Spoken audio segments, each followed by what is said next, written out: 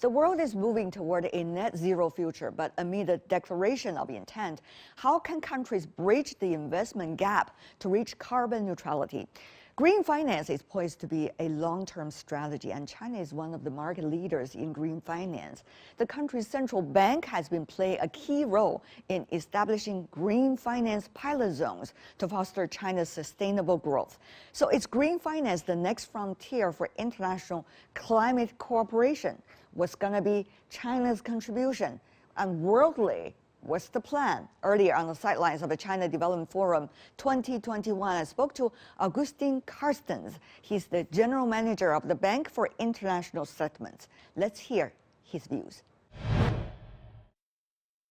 As you may know, 2030, 2060, China has already set the goal for carbon zero and carbon neutrality. While climate change is a big issue, how will that, in a way, do you see, link China further with the rest of the world's economy?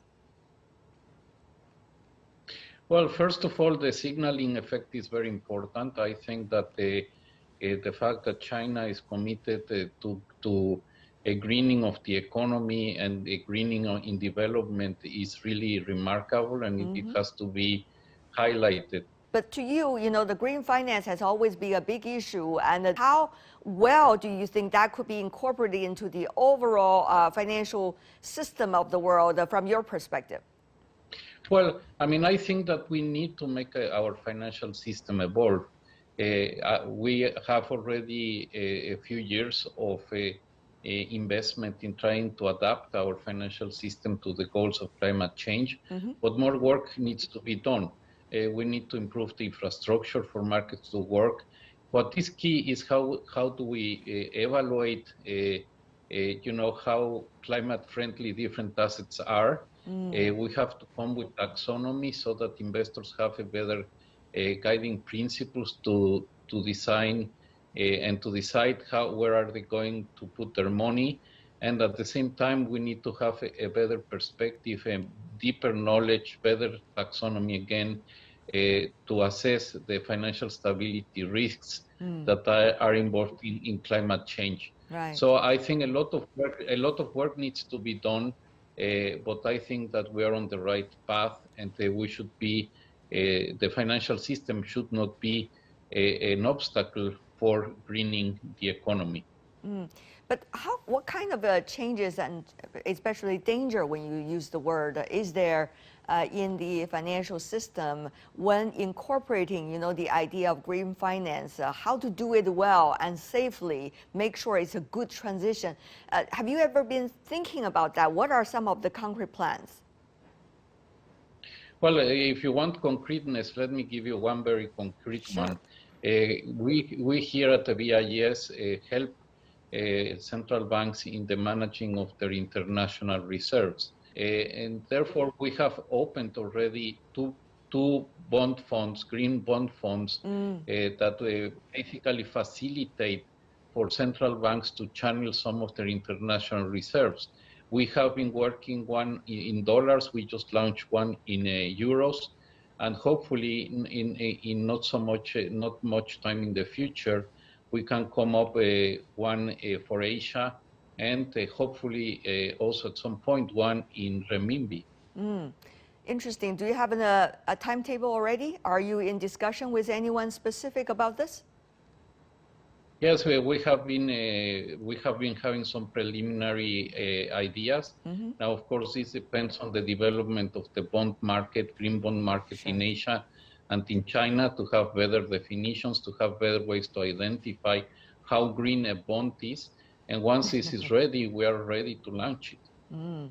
Interesting ideas. The other thing I want to ask you is really about, the issue of climate change. Of course, now we see China and the U.S. coming back to the Paris Agreement. There seems to be a much bigger momentum now, but the sustainability of the issue is still a question, because we see that's been changing with politics in certain countries. So, Agustin, how do you see that? Because the financial world needs to have stability all the time. That's the most important thing. Well, my sense is that the sense of urgency, the sense of need of change is pretty much well rooted now. I mean, I think that the evidence of the impact of climate change is there. As we have more information, we can guess that we would be running huge risks if we don't take care of this issue. Not only from the point of view of growth, from the point of view of the well-being of the populations, which is the most important, but also financial stability risks. There are assets that might be stranded without much value if we don't recognize this, and therefore it's of the essence to move fast. So I would not be concerned about the fact that this is a fate. This is just a fashion that will go away next year. I mean, I think this is here to stay, and we rather start working hard and achieve the goals we have for the future. How do you see the issue of so-called sovereignty vis-a-vis a global initiative, particularly in the financial world, if we talk about the green finance and some of the other things related to climate change? Well, it's as in many different aspects. I mean, countries obviously need to respect they are guided primarily by sovereignty issues. Of course, each government responds to its people, but at the same time, we have to be mindful that in many aspects, in many economic phenomena, there are no borders, and climate change is one of them. I mean, we cannot artificially build a climate that is exclusive for one country without interference from the rest of the world.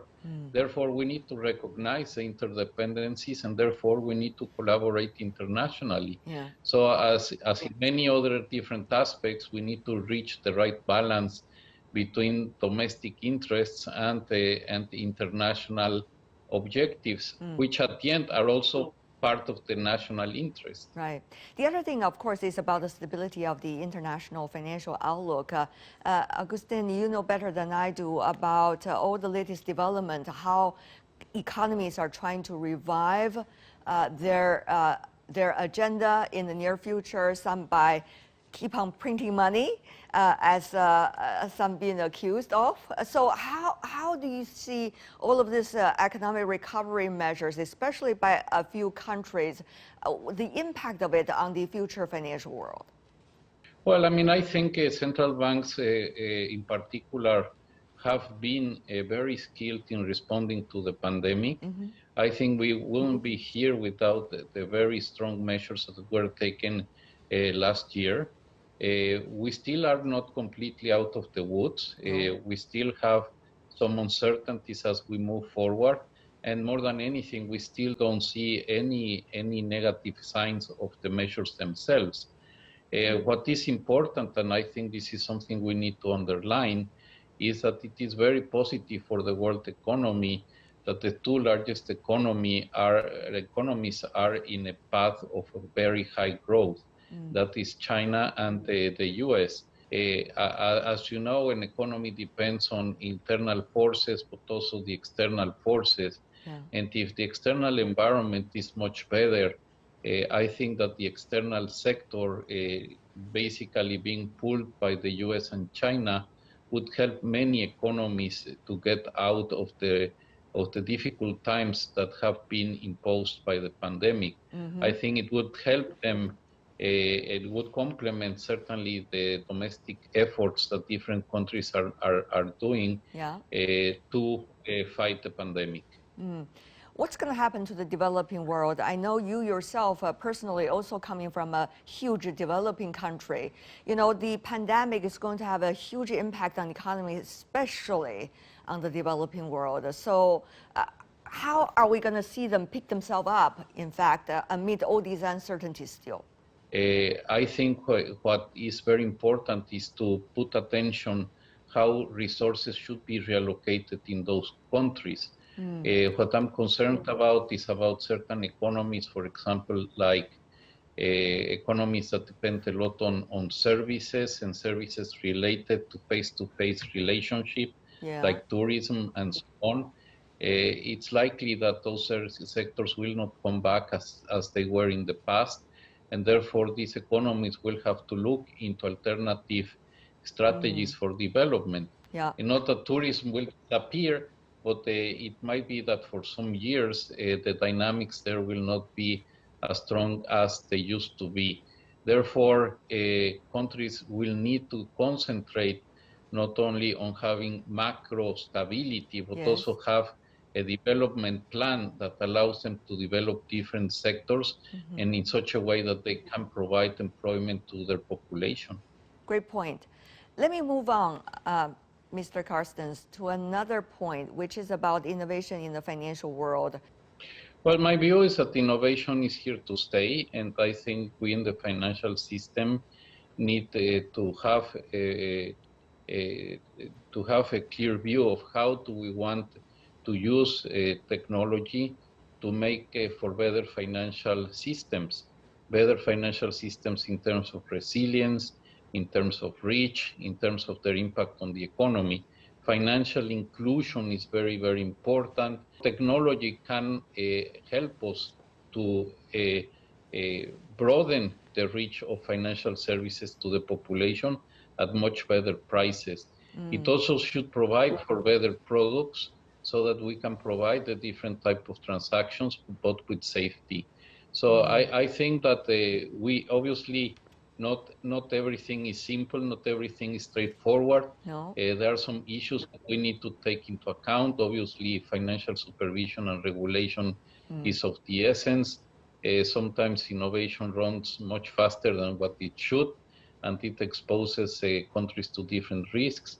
But all in all, I think with a healthy interaction between the private and the public sector, we should make innovation work for us.